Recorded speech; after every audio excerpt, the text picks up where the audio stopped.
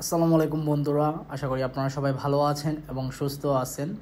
হতাশ দাম R15B4 Indonesian black colour বাইকটি, ব্ল্যাক ডায়মন্ড বাইকটির দাম হতাশ। দাম শুনে সবাই হতাশ হয়ে যাবেন, এজন্য হতাশ বললাম। ভিডিওটি প্রথম থেকে শেষ পর্যন্ত ধৈর্য সহকারে দেখবেন, দাম কত সেটাও বলে দিব। তবে এখনও পর্যন্ত যারা আরমান সারোয়ার ইউটিউব চ্যানেলটি সাবস্ক্রাইব করেন নাই তারা অবশ্যই আরমান সারোয়ার ইউটিউব চ্যানেলটি সাবস্ক্রাইব করে ফেলবেন, যেন পরবর্তী আপডেট নোটিফিকেশন পেয়ে যান।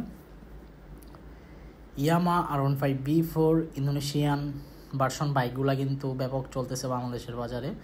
এই মুহূর্তে আপনার ইন্দোনেশিয়ান অনলি ব্ল্যাক কালার বাইকই পাওয়া যায়, ব্লুটা তেমন পাওয়া যায় না। যারা ব্ল্যাক কালার বাইক নিতে চান অবশ্যই নিতে পারেন। বর্তমান অ্যাভারেজ প্রাইস কত চলতেছে সেটা বলে দিচ্ছি।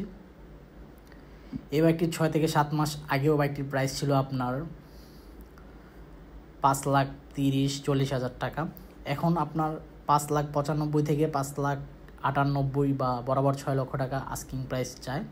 কোনো শোরুমে 5,95,000, কোনো শোরুমে 5,98,000, কোনো শোরুমে 5,97,000ও বলে, আবার কিছু শোরুমে বরাবর 6 লক্ষ টাকাও বলে। এই জন্য আমি অ্যাভারেজ প্রাইস বলে দিয়েছি।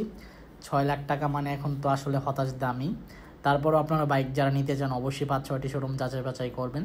5-6টি শোরুম যাচাই বাছাই করার পর যে শোরুম থেকে মনে হবে কম দামে বাইকটি ক্রয় করা যায় ওই শোরুম থেকে বাইকটি ক্রয় করে ফেলবেন। তো এই বাইকটি যারা নিতে চান অবশ্যই নিতে পারেন। আর চারপাশ ঘুরে দেখবেন যে বাইকের মধ্যে কোনো প্রকার দাগ আছে কিনা। যদি দাগ থাকে তাহলে আপনার চেঞ্জ করে অন্য আরেকটা বাইক নেবেন।